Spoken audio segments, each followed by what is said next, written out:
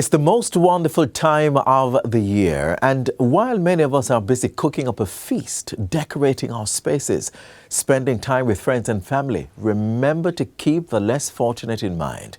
Donate to your local charities to ensure everyone has a blessed and Merry Christmas this year. Thank you so much for joining us on this viewing of Jamaica Magazine. I'm your host, Adrian Atkinson. Coming up, we explore a do-it-yourself gift idea, explore how to tackle human trafficking, and lots more. If you want to see what else we have in store, please stay with us. We'll be right back after the news.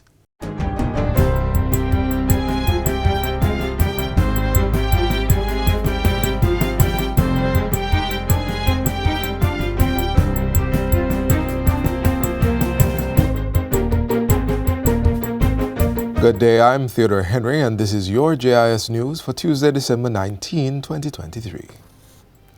Over 5,000 residents of several communities in East Central St. James are benefiting from a $169.2 million project to improve their access to water supply. The Canaan Adelphi water supply system is being upgraded by the Rural Water Supply Limited and the National Water Commission, NWC. The total project cost is $869 million. Phase 1 was recently completed and commissioned by Minister Matthew Samuda. It involved the construction of a 300,000-gallon tank at Cedar Hill, the installation of 3 new pumps at the Canaan Deep Well site, and the installation of 500 meters of pipeline from the old tank site to the new one in Cedar Hill. An additional $20 million was spent by the NWC for the installation of 4-inch and 2-inch pipelines from Cedar Hill to Somerton. Water is life, and we say that lightly, but the development prospects of any community are based on the water availability.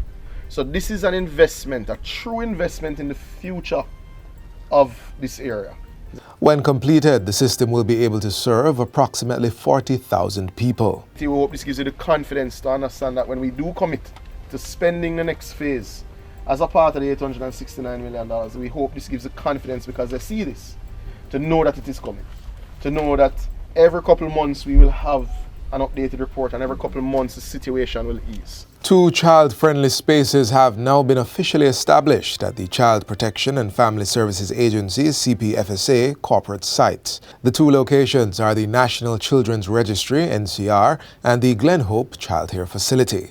This is being done to provide a safe space for intervention involving child victims of human trafficking, as well as any vulnerable youth who may require care. The facilities were funded by the Warnoth Group, and the NCR location recently opened. Education Minister of State Marcia Smith says the spaces will provide a haven for children of all ages, genders, and needs. We are therefore in the ministry indeed very grateful for this partnership with the United States government, which has allowed us to build capacity, human and infrastructural capacity, to respond to the victims of child human trafficking in a manner that provides a sense of safety, security, stability, and with our professionals being able to deliver service to our children in need.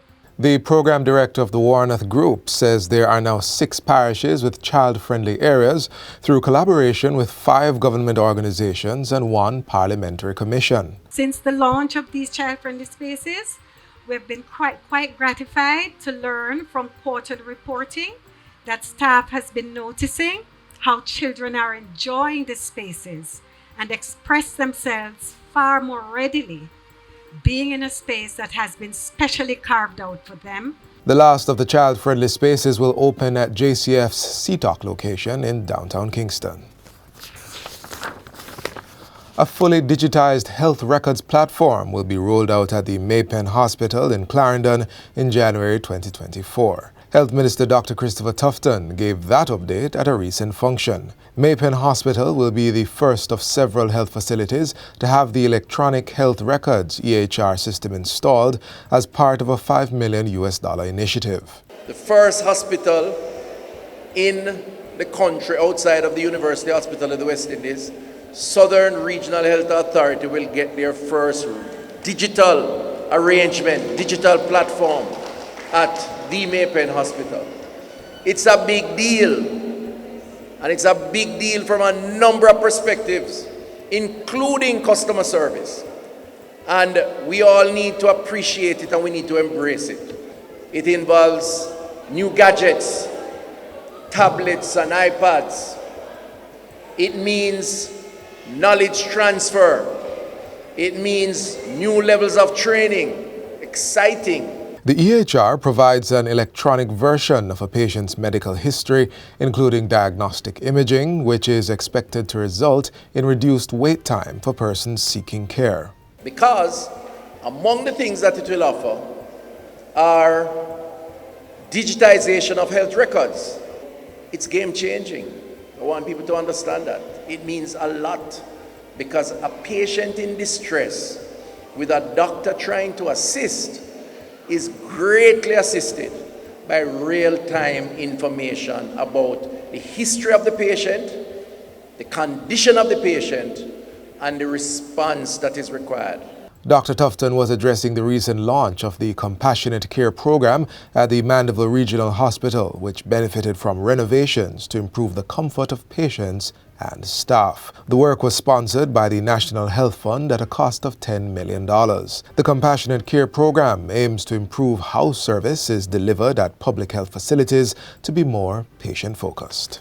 The police are urging motorists to exercise caution and sound judgment as they travel on the nation's roadways this festive season. Acting Commissioner of Police Gary McKenzie sounds the alarm that many dangerous driving practices become more commonplace during the Yuletide period, creating an unsafe traffic environment.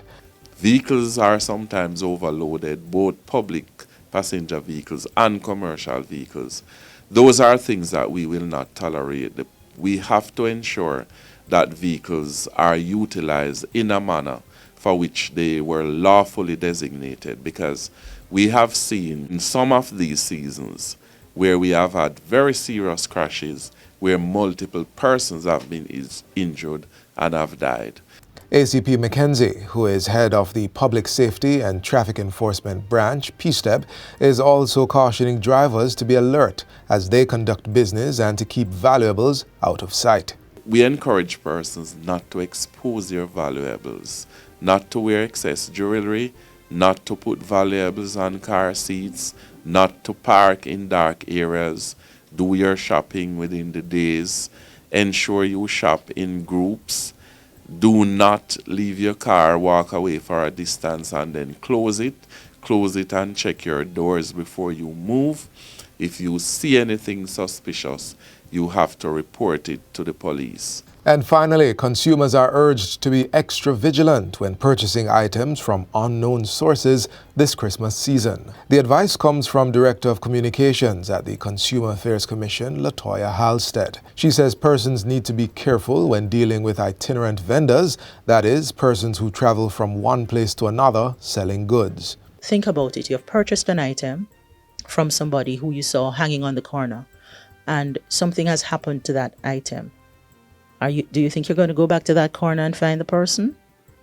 We have to be logical. We have to use our common sense, because when you purchase an item like that, there is no guarantee that that person is going to be there for you to get redress. We encourage you to purchase items from reputable sources. Ms. Halstead, who was speaking at a recent JIS think tank, is also reminding shoppers to secure their receipts for items bought. The receipt should include the amount paid, date of the transaction, a description of the goods or services, and, where applicable, the professional fees and any other relevant information. The reason we say to consumers, get your receipt. If you don't get it, demand it. Is because you can have an issue with the item or service that you've purchased. Now, in terms of how you get redress, it is based on what evidence you have that this transaction actually took place. And that's it for JIS News today. I'm Theodore Henry. Thanks for watching.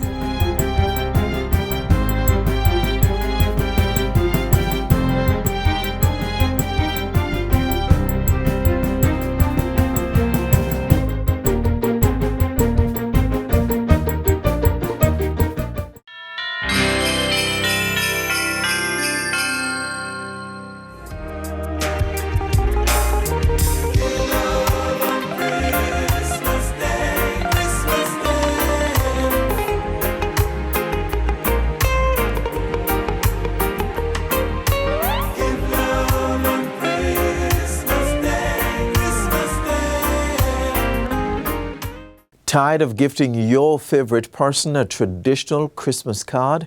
Well, in our next feature, we'll show you how you can level up your gift giving by creating simple cake jars.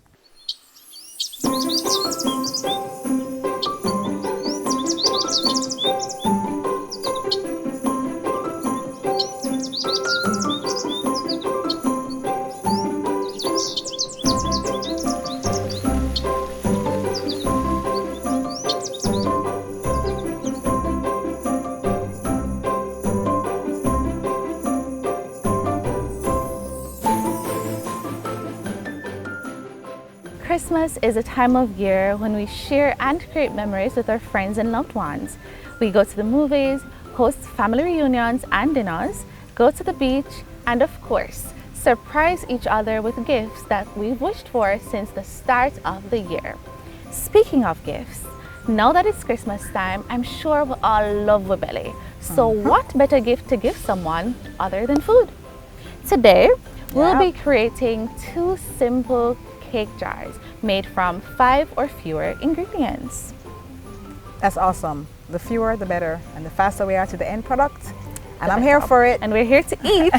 Cake jars are simply what the name says, cake in a mason jar, which makes it a fun, portable, customizable dessert.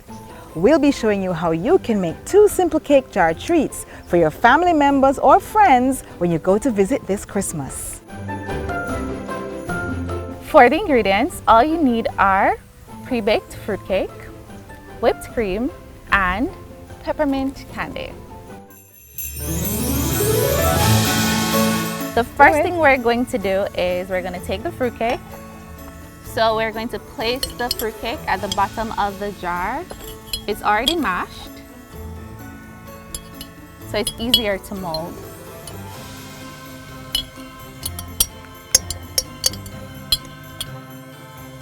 Next up, we're going to take the whipped cream and then we're going to place a layer all over the fruitcake. That is so pretty. Nice. Actually, this could be art too, you know. I know. We don't have to eat this. We could, we're gonna eat this. Nice. Very pretty. Then we're going to take the peppermint candy and we're going to place a layer at the edge of the edge of the cake jar. It's going to be challenging to do that, right? Yeah. So let's just place a layer over it. Can I use my fork then? Sure. To get the edge. Let us do that. So, just along the line. Along the line. So we're going to repeat that process all over. Okay, great. By adding a second layer. Rinse and repeat.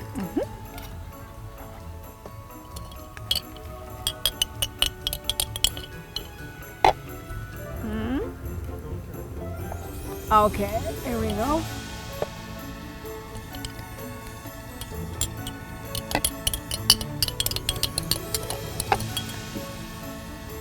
So here we have it. It's our peppermint fruitcake jar. How pretty.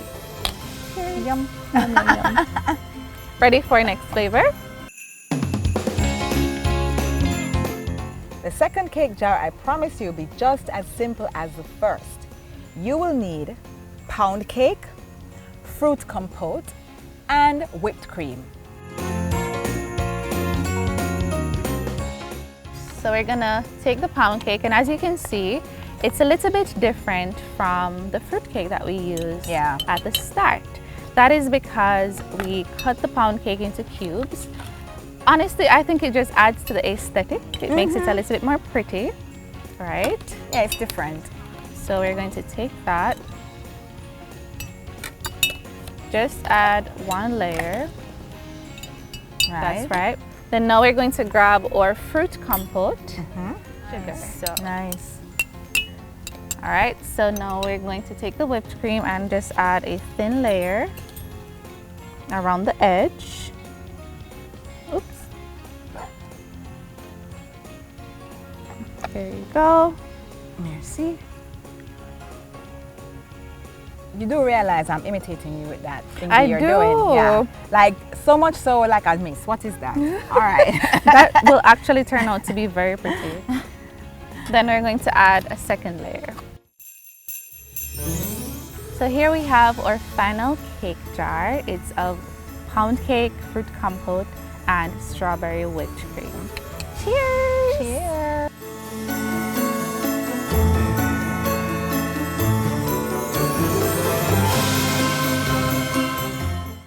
Out of many, let us all unite. We are one people that will win this fight. Strong against corruption, yeah, this is right. So we should all unite and commit to the fight against corruption, that's the mission.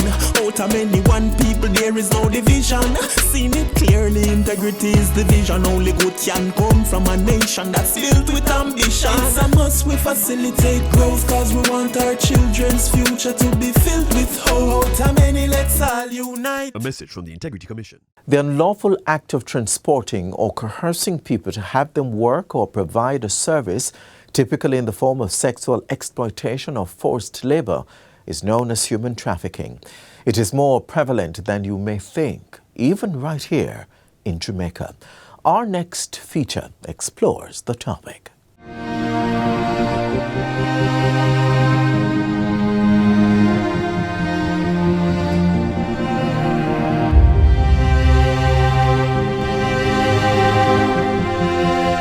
Sometimes when persons hear trafficking, they think about sexual exploitation. But it's much broader than that. It also involves persons being forced into labor, marriages, begging, and domestic servitude, among other acts. Human trafficking can affect anyone, regardless of gender or socioeconomic background. Any boy or girl, woman or man can be a victim of human trafficking. Manager of the Trafficking in Persons Secretariat, Shanae Russell Robinson, says in Jamaica, the two common forms of trafficking are forced labor and sex trafficking, with children being the primary victims. Our victim mainly, sadly so, has been mostly children, meaning persons under the age of 18 years old, has been our main victims of trafficking in persons in Jamaica, as well as most of our victims are local persons, and perhaps a little over 60% are locals, and the rest is international or non-national victims. The Jamaica Constabulary Force, JCF, says it has taken note of a worrying trend where a family member, parent, or guardian is the trafficker or the one who sells a child to a third-party trafficker. The crime, known as familial trafficking, involves primarily maternal figures, and based on evidence, most local cases of this type of human trafficking involve sexual exploitation. Last year, there were 8 victims identified within Jamaica. And worthy of note is that these 8 victims were all children. This is a troubling trend. The Ministry of National Security, through the National Task Force Against Trafficking in Persons, has been raising awareness of these activities as part of efforts to curtail human trafficking in the country and sensitize the public about what the crime looks like. The Ministry of National Security has been seeing success in its fight against human trafficking. Ms. Russell Robinson says over 100 victims have been rescued since 2010. In addition, 8 traffickers were convicted within the courts. Judges have also been trained in the laws and procedures of the Trafficking in Persons Prevention, Suppression and Punishment Act. The act was also amended in 2013, 2018, and just recently, 2021. So these are measures that we have been put in place to ensure that Jamaica is aligned with international best practices and to ensure that we are keeping abreast of the changing times, because traffickers are also constantly evolving their methods. Ms. Russell Robinson says while the mandate of the task force is to catch perpetrators, the focus is also to protect victims of trafficking, as well as carry out measures to reduce such incidents locally. A critical aspect of the NATFATIP's mandate is the reintegration of victims into society. The support is a priority based on the psychological impact of the ordeal on victims. Systems in place to offer assistance include a government-operated shelter for victims of trafficking, a reintegration program, assistance with educational expenses and job opportunities, as well as training and other extracurricular skills. There is also assistance with immigration documents such as passport and other forms of ID, if the victim is a non-national. This is in addition to psychosocial counseling by the Victim Services Division of the Ministry of Justice and the Child Protection and Family Services Agency. This is long-term counseling, so it's not just counseling for short term, because some victims, they suffer from post-traumatic stress disorder and a whole host of other medical conditions. So we offer those services to help them to cope within society. And most importantly, depending on the circumstances that would have led them into a life of trafficking, we want to ensure that we prevent them from getting back into those circumstances. In July 2021, the ministry commemorated World Day Against Trafficking in Persons with a focus on hearing from victims. Ms. Russell Robinson says survivors are key stakeholders in the fight against human trafficking. Their experiences, she says, play a critical role in establishing effective measures to prevent the crime, as well as to identify and rescue victims and provide the support needed for their rehabilitation. If you suspect or know that someone is being trafficked, or if you are a victim of human trafficking, call the nearest police station or the police emergency numbers 311, 811, or 119 and make a report. You may also send an email to tip.ocid@jcf.gov.jm or call the Counterterrorism and Organized Crime CTOC at 876-967-1389.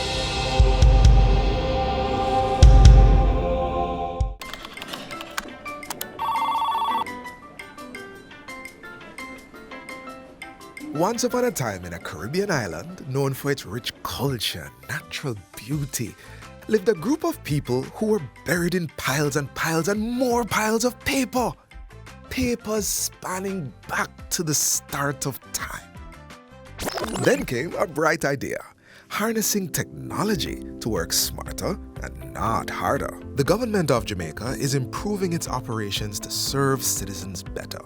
Many services are now available online, and there's more to come. The government of Jamaica, building a better public sector for all.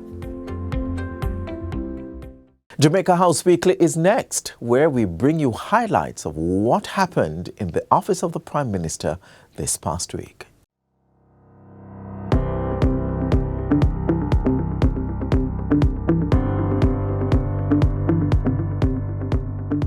Coming up, new investments creating jobs and generating revenues. Now, when we speak of our unemployment rate going down significantly, this is what is happening. Plus, prioritizing housing and spreading love in the festive season.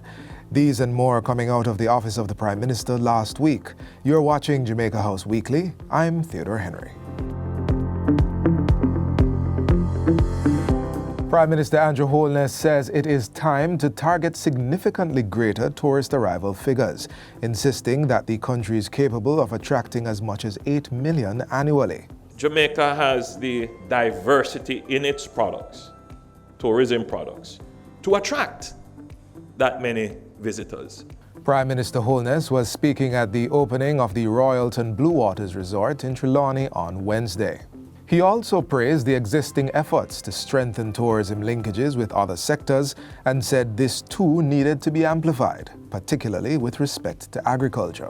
That's the next frontier of the government, to make sure that more Jamaican products get into the hotels. The Prime Minister further assured investors that the government was putting programs and policies in place to meet labor demand. So the planning of the government now, it's not just only about investment facilitation and support. We find ourselves now being directly, instrumentally involved in the labor market, in helping to develop the labor market. Prime Minister Holness was in St. Catherine on Friday for the opening of the new recycling plant by Recycling Partners of Jamaica in Portmore. Mr. Holness said the government was moving ahead with the drafting of policy to mandate plastic waste separation and recycling on the island. We will be making a special budget allocation for a public education campaign to support the proper disposal of waste, in particular plastics, and that will be very much a line item in the next budget.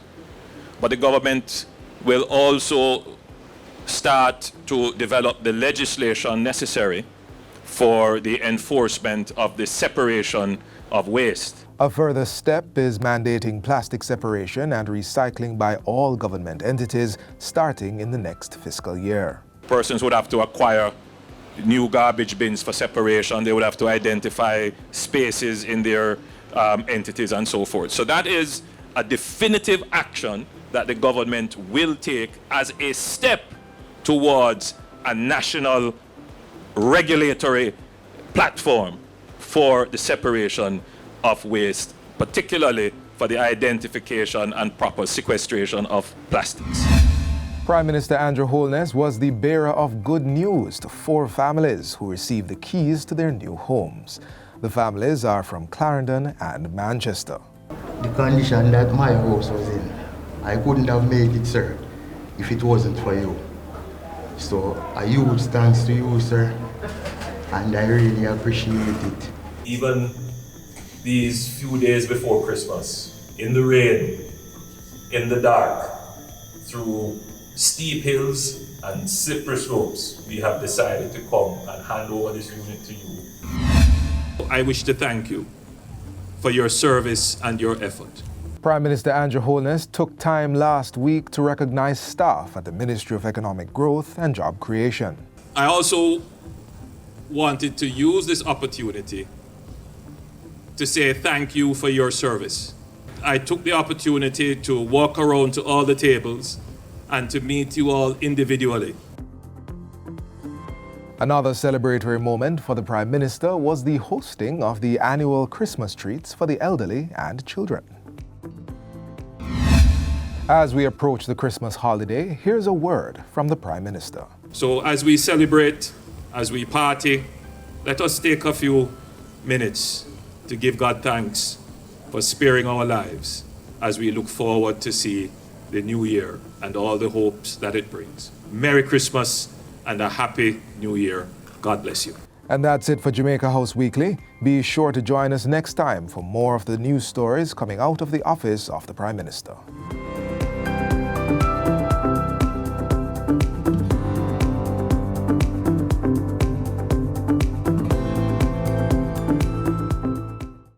Do your part to prevent mosquito breeding.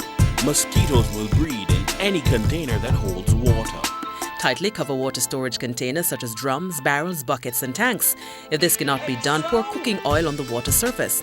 Punch holes in all tins, plastics and beverage boxes to prevent the collection of water before disposal. Cover all tires or fill with dirt to prevent water collection. Scrub all vases once per week to remove mosquito eggs. Use mosquito repellents to protect yourself from mosquito bites. Dispose of garbage properly by placing in plastic bags and securing properly to prevent water collection. A message from the Ministry of Health and Wellness. Share the love this Christmas and beyond by lending a helping hand and spreading love. This has been Jamaica Magazine. Do join us again tomorrow for another informative show. If you happen to have missed today's program, fret not. You may visit our website at gis.gov.jm where you'll find this and so much more. On behalf of the entire production team here at the GIS, I'm Adrian Atkinson. Thank you so much for watching. This has been a production of the Jamaica Information Service, the voice of Jamaica.